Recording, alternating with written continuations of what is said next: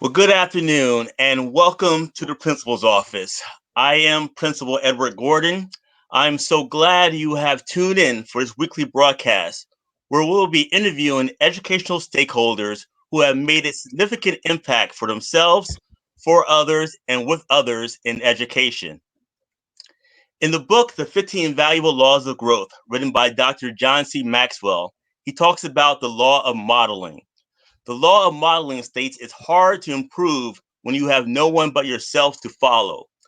A good mentor is a worthy example, available, has proven experience, possesses wisdom, provides friendship, provides support, and makes a difference in people's lives.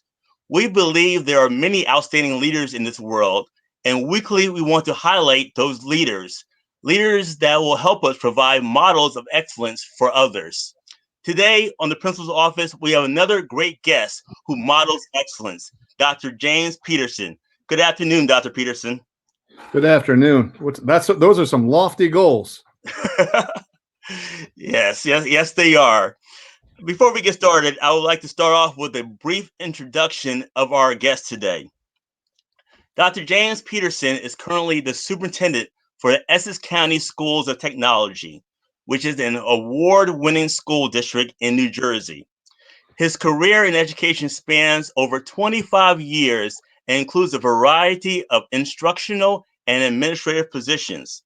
He has had the opportunity to teach as an adjunct professor at Felician University, Montclair State University, and Delaware Valley University. Dr. Pedersen has published and been cited in over 20 articles, as well as two books focusing on education: Rise of the Millennial Parents in 2013, and Summer versus School, The Possibilities of the Year-Round School in 2015. His latest book, Emerging Realities and the Future of Technology in the Classroom, is scheduled to be published in April of this year. He and his wife, Faith, have three daughters, Emily, Veronica, and Cynthia. Help me welcome again Dr. James Pedersen to the show. So, Dr. Pedersen, I have a question.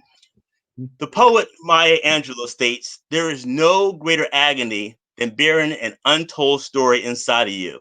Dr. Pedersen, what is your story? Well, if it's untold, I would only share it with Maya, but since she's cannot be here with us, I will share it with you. The untold story. I think it's about serving people. I really do feel it's in every single role that I've had. I started off as a paraprofessional working with children with autism, and moved on to be a teacher, and then a vice principal, and then superintendent. And I think all those roles are very similar. It's like, what can I do? And I've used my position to just do more for people. We've had a couple of opportunities where you and I were in conversations with a former student, and when asked, what's the difference for me now from, I don't know, maybe it was 15 years ago, the student said, not much. He's now a grown man, of course, but not much. And because that's what I've always intended to do. And I saw administration as a way to have a larger classroom. So that was really what I set out to do. And I've seen a lot of people do get to this position in a lot of different ways, and I don't I don't know if there's a specific way. I can only tell you the way I did it, which was real hard work. And I had a philosophy, which was, show me the jobs that nobody wants to do, and I'll do them, and I'll do them so well that that people will be jealous of me. I remember a couple of times in coming up that I would take on these roles, and then teachers would then say, "Well, why does he get to do that?" Not realizing that how much energy it took into turning them into like these well managed things.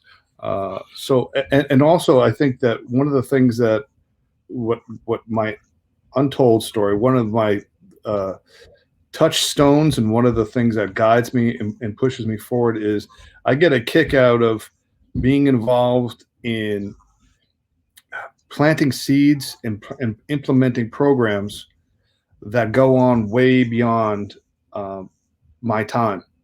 So that there are things and programs that I've done throughout my career where it's no longer, my name's not even attached to it, and it's just still going on, and that makes me feel good. Whether it's mentoring an up and coming leader, or mentoring a student, or just implementing something in guidance, or any of the other things or programs or clubs, and finding out that they're still going on. That gets a real kick. I get a real kick out of that, and I think that's what makes me happy.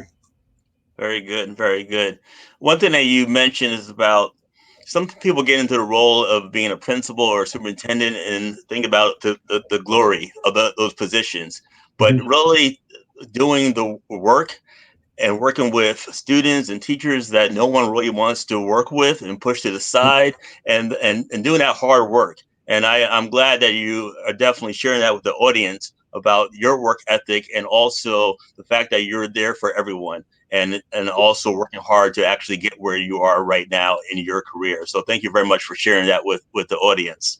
I want to ask you, what is the most recent book you have read, and how is that book impacting your life today? Wow, I'm going to answer this in two different ways, because the reading for enjoyment now doesn't necessarily happen as much as I would like it to. Um, but so a lot of the reading that I'm doing is always geared towards uh, enhancing something that I'm doing, or it's for a writing project. So that's always the case. And I've shifted a lot lately, and I read less books and then try to write more.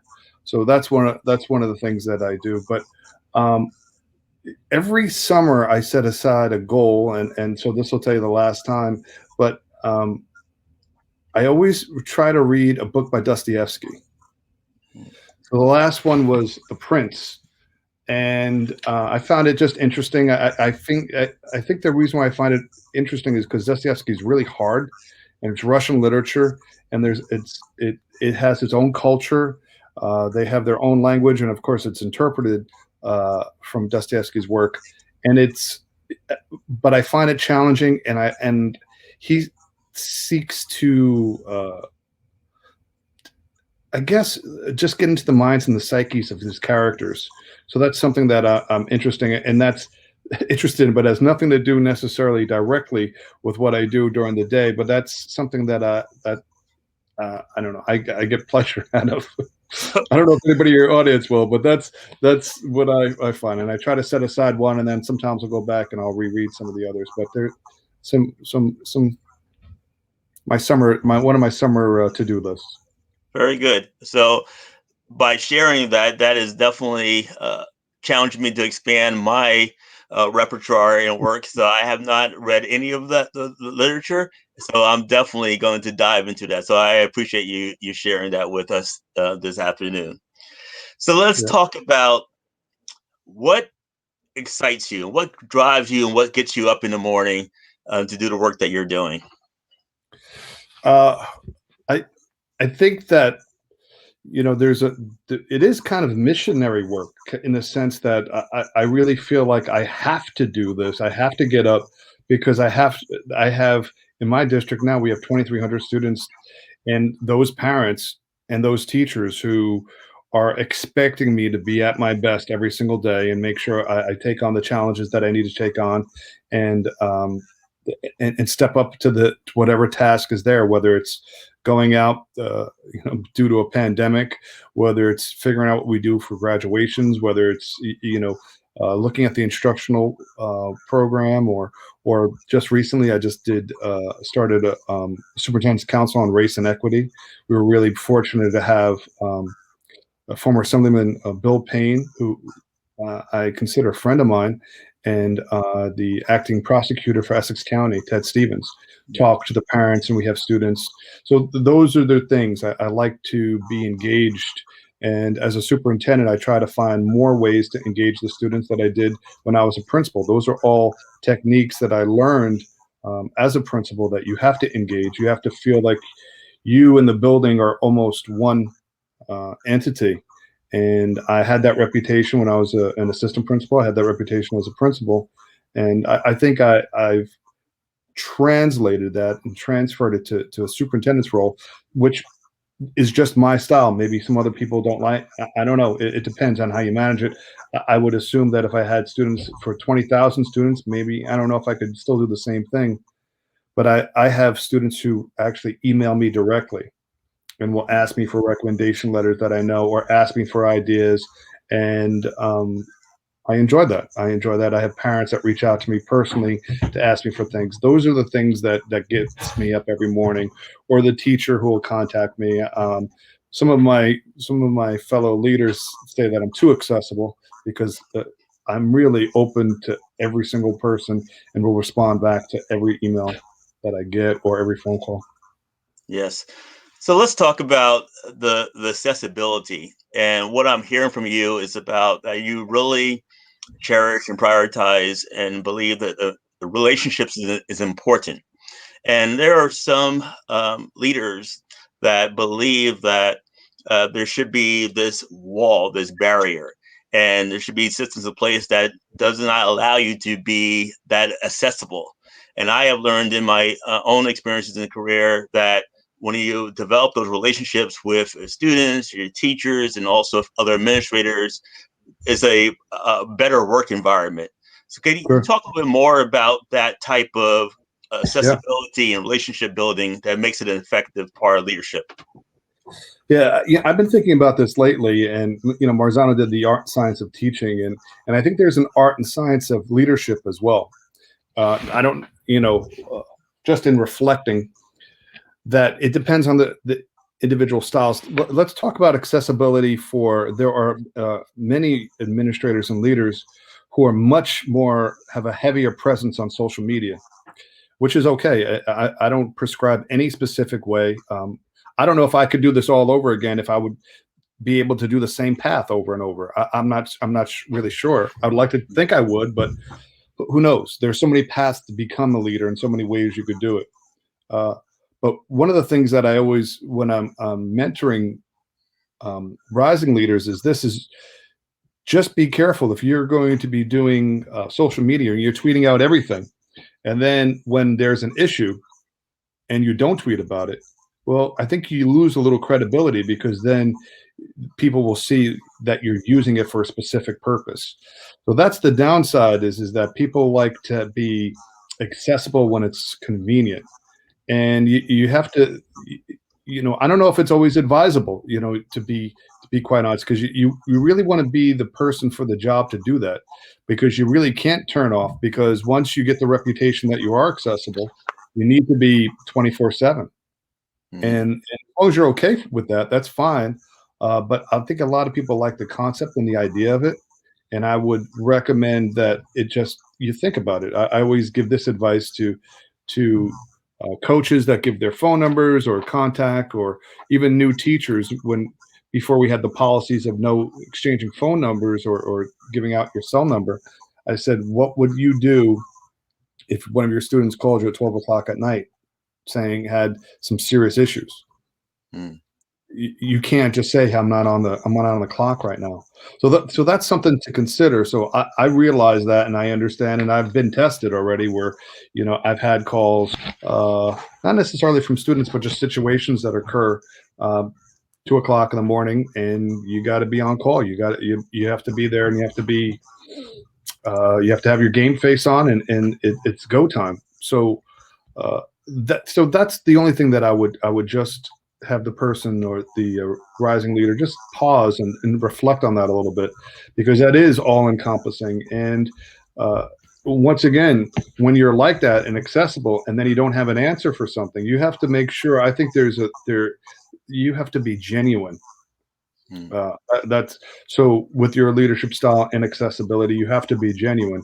If you don't like people, and you don't like talking, and you're not a social person, and I don't mean social like party, but just a person who likes to engage with other people, it's going to be challenging for you. That doesn't mean that that's the only way to leadership, because I've seen some very inaccessible leaders that do very well. Mm-hmm. And also, if I could just go on this point a little bit longer, if you don't mind, No because problem. I'm at a different point in my life where I've spent, more than half of my career, much more than half of it, in leadership positions.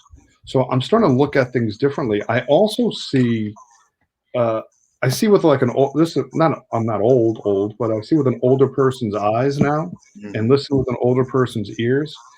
And some of those inaccessibility issues, I think, are more fear and self-preservation. Okay. Because if you let yourself be accessible, you could also be manipulated. You could also be persuaded.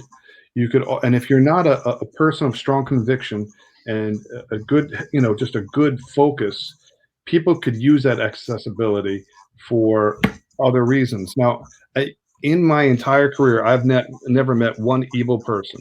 I haven't.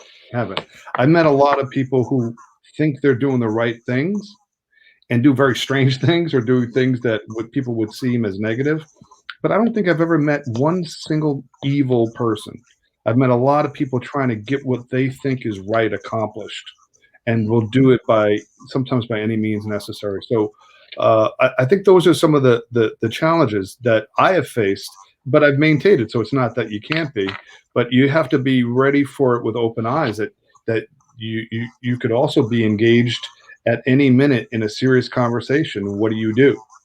Mm. Um, Yes. and and as long as you have a good response, and as long as you have a good, like, well, that's going to take some more serious thought. But a lot of this comes with time, because you have to be prepared for those questions. I mean, if you're going to be accessible, you're going to have to be able to get questions. I think the other last thing with accessibility is this: accessibility doesn't mean anything if you don't know what's going on in your system. Mm. So when you're entirely shocked about something, and it happens, it's impossible to know everything, but you could be accessible, and then you find out something that you didn't even know was going on. So and that shouldn't be your only means of finding out information. I think that's a kind of a lazier way that you could do that, by finding out what's going on in your system instead of actually doing the real hard work, which is scratching the surface and getting down and really looking at it. Maybe that was a little more complex than I wanted to go, but these are some of the things that were in my mind. Yeah, I appreciate you sharing that with the audience, and that's a lot of your experience that you're sharing and information that is going to allow everyone who's listening in the audience to really make up their own decisions about how they're going to lead. So I really appreciate you sharing that with the audience. So let's talk a little bit about your district. It's an award-winning district, and I Mhm. want to just talk and you can share about how do you actually get to be in an award-winning district, and also how do you maintain excellence when you get to that point. It's really, really simple. I don't know what everyone is. So you just have to have the best students, the best teachers, and the best parents. And then after that, they just come. It's just easy. That's it. Just those three. There's only three things you need. Um, Honestly, it's what everyone has done. That this district is the oldest VOTEC district in the entire state. So it's really what everyone's work did before me, to be quite honest with you. All the teachers, all the students, all the parents, and it's a collaborative effort. Everyone working together to, we have been focusing on colleges and careers since our inception. So it's we have two schools that are blue ribbon schools. We have a green ribbon school. We have a lot of our students are excelling in both academically as well as in the trades. So we're just very fortunate. We have everybody who's I think our size really helps out. As I said before, like if you're the size of Newark or Jersey City, that's like commanding an entire great big battleship. I have like a cruiser that could maneuver and make very, very sharp turns. And there's also not a lot of in between. If a teacher has a good idea and wants to implement something, or if a student has a good idea, or if a parent wants to, it's really only one or two steps, and they could easily get to me to make that happen right away. There's not a lot of other stuff. We have a very, very supportive board, so I should say maybe that's the fourth thing, having a great board of education as well. They're there to support me and our initiatives. So it's a real collaborative effort. Everybody, I'm just very, very fortunate. I've worked in a lot of districts, and I've been very proud of every single one that I've worked in. But this one is, when everyone has their oar in the water, rowing in the right direction or the same direction, a lot can be accomplished. That doesn't mean we don't have our problems. We do. Every place does. Every family does. Uh, but it's really about the focus of I have a great assistant superintendent who works on curriculum instruction. I have two directors who take care of our career technical education. Then we have some supervisors who take care of the instructional curriculum stuff. We have very good hands-on principals who work well with the parents and the students. So it's just everything was there. A lot of it was there before I got there. I made some tweaks myself, but it was already the truth of the matter. It was already a great district when I got there. I always tell everybody, but that doesn't mean my job was easy, because the only thing you could go from being very great is down. so, so I had a different pressure. So it wasn't becoming great as much as it was maintaining greatness. And we have, this is my finishing up my 6th year there. So so that was a different type of pressure, because when it goes wrong, there's only one when things go right, it's a collaborative effort. When things go wrong, it's the superintendent. Very, very good. Thank you for sharing that. One thing that you mentioned, and made me think about, there's many teachers that have great ideas. They're creative, and in some environments they're not able to express themselves and share and to take I'll say risk for the best causes for our students. Can you just talk a little bit about how do you create an environment where teachers are able to come with ideas and suggestions and be able to listen to those ideas and actually implement them in the classroom so they could be a part of the process? Yeah, and there's two different types of ideas, right? There's an idea where, when I was a principal, a teacher would say, "Hey, do you think maybe if you highlighted a teacher at every one of your faculty meetings, that maybe that's good for morale?" That's a great idea. That's something that I could do.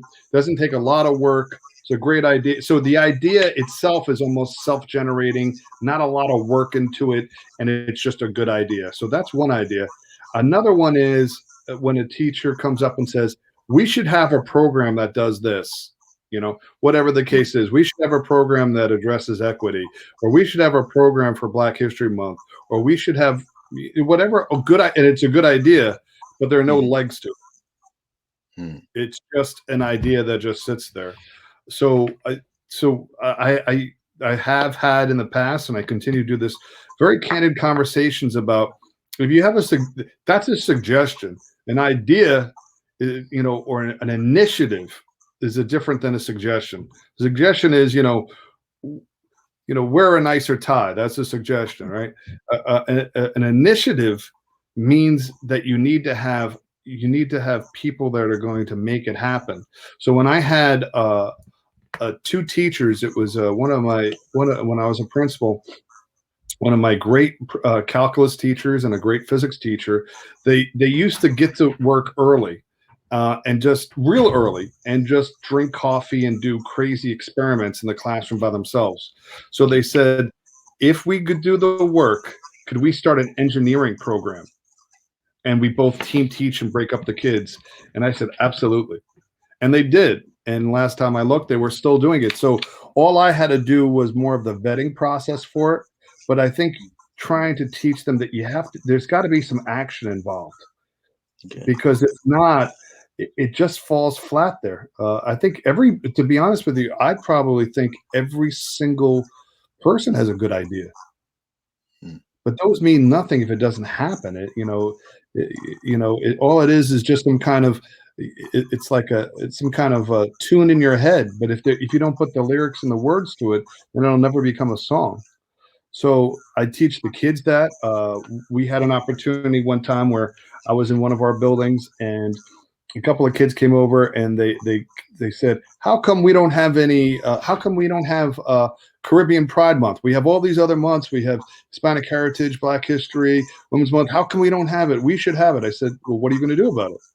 Mm-hmm. They said, well, can we do it? I said, no. You could organize it. Let's get it done, and let your principal take a look at it, and we'll see if we could. Because they were all ready to start with a petition to why that needs to be done, and all of these other things. I was like, no, you don't have to do all that. Because they were trying to convince me, yes, here's the thing to bring people together, because there are Black Caribbeans and there are Hispanic Caribbeans and like that. And I was like, yeah, no, that's fine. What are you guys going to do? And they did a great thing, and we still celebrate. We still have that because it was a project generated by the students. Now, that doesn't mean that the adults didn't help out, but that's the difference. Those kids,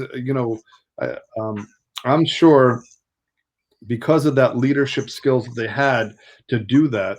And even if it, just to get it going, that's stuff that really makes the person the difference. It's like the person who always says, I'm going to write a book about this. Mm-hmm. And never does. Because the book is the hard part, though. It's sitting down, writing, and getting that down and organizing it. That's where the rubber meets the road. And that was rubber meets the road was my former principal. That was what he used to say to me. He was a mentor to me, who's now living quite well in retired life in Florida. But I learned a lot of things from him, and that was one of the things. It's the rubber meets the road. So cultivating those ideas. But I think you have to have a place where you'll be receptive to it. Now, when you have meetings and you hear those ideas that are like suggestions, the big thing, though, is if you could start making those suggestions happen. Dr. Pedersen, can we do meetings instead at 3 o'clock? And if it's a good idea, doing it. Or when I meet with my student council kids, making sure that you take a couple of those suggestions and make them happen. That creates a culture of, oh, the people up top are listening, because look, this happened. And I think once that occurs, then that creates a culture of, oh, I could be okay. And I say this to all upcoming and rising leaders: take these chances, take those risks. I did so many crazy things when I was a pseudo administrator before I became an assistant principal. And made a lot of initiatives, made a lot of mistakes. And it's so much better to make, because when you're in your beginning of your career, if you're a teacher, making a little making a little mistake is okay. You learn a lot from them. Making a blunder can ruin your career. Imagine if you don't make any mistakes and you get to be somehow up to superintendent and you've never made a mistake. We could do an entire I could do an entire book or entire podcast series of podcasts if you want on just my failures. Mm-hmm. But a lot of them occurred beforehand. I still happen today, but a lot of them happened because I was taking those risks. Okay, gotcha. Understand. And what I gathered by what you were saying is about taking action, which is really key, and having a plan with it when you're suggesting these ideas. So that's really good advice. So you started talking. Can I just jump on one little thing too? Sure. For those aspiring administrators, the worst thing you could say is to your principal or assistant principal, how can I help? Give me something to do. I think the first thing you could do is look to see and study where there is work needs to be done, and then do that. So even if you want to be, let's just say you want to be in guidance as an assistant principal, but you do see something that's happening someplace else that could be worked. Maybe the lateness program itself, the tardies is not working out. Start there. Because success will breed success. Once you do the first thing right, then they'll go off to other things. But if you just go and say, I want to be an administrator, give me something to do. Now you've just given that principal or assistant principal another task on his or her plate that is already overwhelming. So don't ever do that. That's the worst thing possible. Come up with your own idea.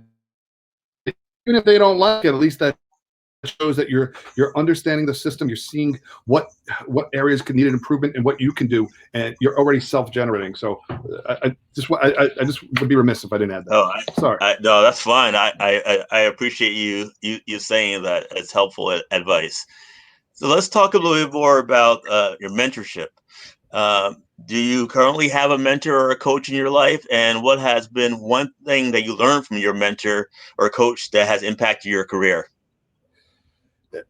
I think it's interesting to find mentors. Yes, I do. I constantly have mentors, and I'll constantly ask questions. So my principal was my mentor and my friend, but he and I had totally different leadership styles. If you did the Venn diagram, there was a little that was similar, but he was a very tough. He was an imposing figure. He had 6'3" guy, and had was a street kid, kind of like who, went got his doctorate and everything, but like kind of had his name is Dr. Kelvin Harris. He'll get a kick. I'll tell him to make sure he listens. He'll get a kick out of it. And he taught me a lot of things. He taught me a little bit about the grit, a little bit about the work, a little bit about reflecting. Another mentor that I have is a guy named Dr. Frank Cacciola, who's had over almost probably 30 years just as a superintendent, and just looking at things. I think you at a certain point, though, you pivot, and not that the mentoring's not there, but the collegiality comes in. So I work with a lot of other superintendents, work with other principals that I will talk to. So it goes on to like this other type of thing, like even you and I speak. So it goes into like a different thing where it's not necessarily mentoring, but it's kind of like reciprocal mentoring. Maybe you and I could come up with a new branding, right? Because it's kind of like, I when you and I talk, I get something from you. Hopefully you get something from me. I hope. Once in a while. So I think it takes on that little thing. Not that I don't look for that anymore, but because now I'm doing a lot of things that my dad was a mentor when I was a teacher. He was a former assistant principal. But at this point now in my career, I get a kick out of just engaging with everybody and kind of having them mentor me, whether it's a kid, just kind of talking about certain things and listening to what they have to. I had a meeting just the other day, and one of the students was talking about she didn't feel that there was enough of a representation in certain the curriculum and things for the LGBTQ, and she wants to do stuff about that in our district. And so I feel like, in a way, not to be corny, but I feel like she mentored me a little bit, because I'm not as hip as I need to be. And so I listen carefully, and I want to make sure that I understand. Yeah, that's good. And I'm glad the way that you expressed the way that the mentoring has evolved for you, and that collegial conversation, and always learning and growing from other people. So I appreciate you definitely sharing that. And I always encourage everyone to be in that type of environment where you are constantly being mentored and being coached and supported along your journey in this career, in this profession of education. So let's talk about your work in higher education. Why did you decide to teach it in higher education? And then we can also talk about your books that you have also written on your journey. Yeah. So I think originally it was some goal to be a professor. And I thought, well, if I could go back, that if I could just tap into that untold story, I loved literature, and I loved writing, and I thought I was going to be a fiction writer. And that never happened. And I didn't know what else to do with literature. So that's why I got in. I thought, well, I'll be an English teacher. And then I thought, it'd be great if I could be a college professor. And I did teach college English literature at New Jersey City University early on when I got my first master's. I was at that point didn't care what your master's was in, as long as you had a master's. So I did teach, and I loved that. I really loved the literature. It was a different part of my brain that I was using, and I just had a blast doing it. So I thought, wow, this could be kind of an interesting thing. Maybe eventually I could be a college professor. And then it turned a little bit because I couldn't teach. My first master's was in special education. So they weren't allowing me to teach English anymore. And I was teaching English at Felician as well. So, but they liked me in a lot of different places, especially Felician. So they had me teach either special education. And then eventually I became um, looking teaching in some of the administrative courses. My second master's was in urban leadership from NJCU.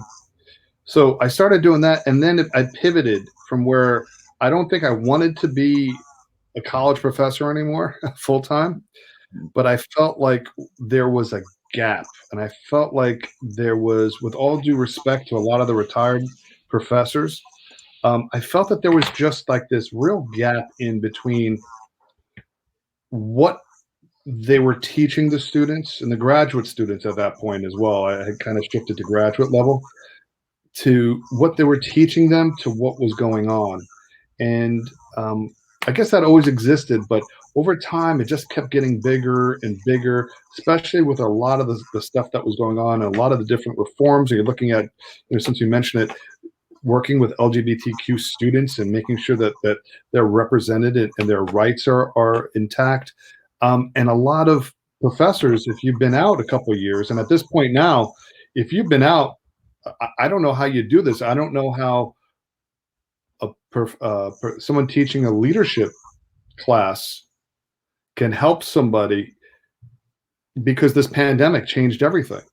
Nobody taught me, you, how to do this. We're living through it now. So how do you not reference this in those classes? How do you not do the day-to-day what you're going on? So I always felt like I wanted to be that person, to be that bridge into the practitioner as well as the college professor. And I enjoyed writing, and I wanted to parlay that as well. So I always read to stay abreast of things, but I also like to be a goal-oriented guy. So I turned all of that reading into writing. So anything I read, like every project I have, there's always like I'm reading it, and then I'll take all that information and parlay that into an article or something, or a workshop, and then I go on to the next thing. And that's kind of what keeps me. It gives me that academic edge, I guess, that maybe not all adjunct professors would have. And maybe some even full-time professors don't have. And and so I enjoy that, and I learned that in going through the process at Seton Hall with my dissertation. The dissertation is one of the hardest things, and then after you do it, you know exactly what to do. Somehow they like to keep it like this mystery, like it's some kind of ancient, we're learning some ancient crafts. But then when you get through the darn thing, it's kind of like, oh, okay, wait, it's done into the chapters like that. Oh, chapter 2 is a review of the literature. Okay, so you're just looking for gaps in the research to find, you're looking for the gaps in the research to figure out what your topic is going to be, to work on your hypothesis. So after I got that done, which was a monumental task, I then realized, oh, this is not as hard. And that's why the first book I wrote was really based on teachers and listening to teachers and asking that and getting teacher feedback. And the second book was really a continuation of my dissertation. And this third book is and I am co-editing it with, I have to make sure I put my partner's name out there, Dr. Anaya Jafar. And she and I are working together because I sat on the committee for her chair, for her dissertation. So that keeps me very, very, I feel like I'm very grounded in a lot of the research that's going on. And the work I do at Delaware Valley University is to teach students, doctoral students, chapter 2, which is the literature review. So that helps me. I feel like every dissertation I'm reading, it's almost like PD, because these are real things. They're doing the research of researching the literature, and I think it helps me stay abreast. Very good. So I'm just gonna on the screen we have the books that you have written: The Rise of the Millennial Parents, Parenting Yesterday and Today, also Summer versus School, The Possibilities of a Year-Round Schooling, and the latest book, Emerging Realities and the Future of Technology in the Classroom. And also in the chat area and also the post, you'll also see links to these texts that anyone who would like to order them can get them. So I thank you very much, Dr. Pedersen, for sharing that. Yep. As we think about that last one, go ahead. that last one will be coming out in April. So it's still I was working on some of the work tonight for it, so it's coming out in April. All right, very good. Thank you for sharing that. So as we think about an aspiring superintendent, a current superintendent, what is one professional development experience that you believe that it would be beneficial for them to go through?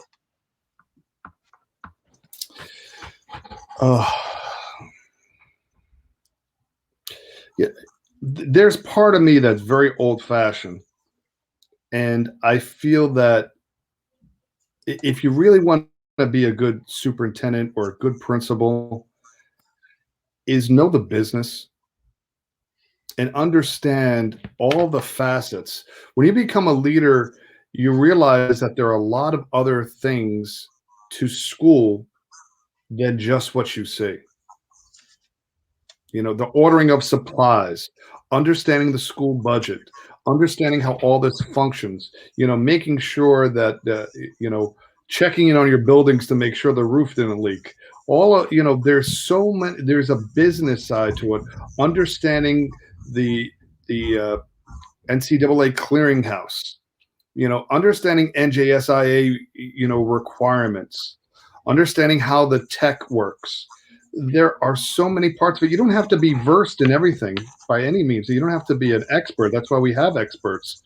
But if you don't speak the language and you don't, there's so many, you'd be surprised how many people who are in our business for years, decades, and don't know the business. And there's still aspects of it that I need to know too.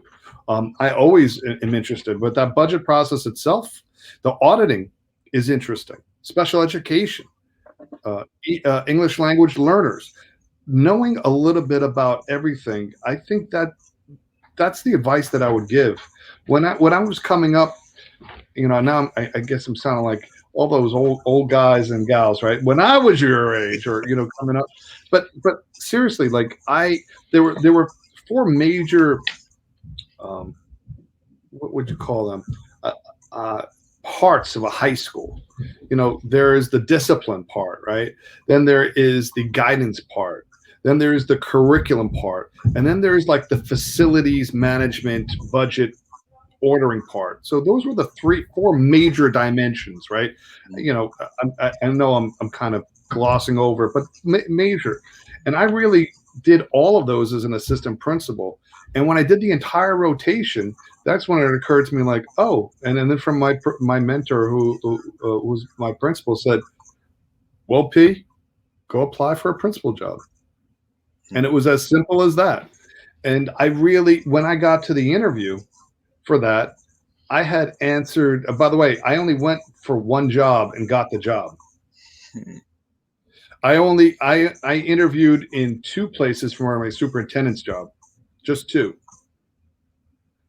For my assistant principal's job, I went and interviewed over 15 to 20 places and had one of the most difficult times where I had parents falling asleep who were on the committee. I had superintendents walk out on my interviews. I had people, it was awful. And it took forever for me to get an assistant principal job. But I think once I did, I was very appreciative, and I really wanted to learn and do as much as I can. And I felt that I really just understood every single part of high school.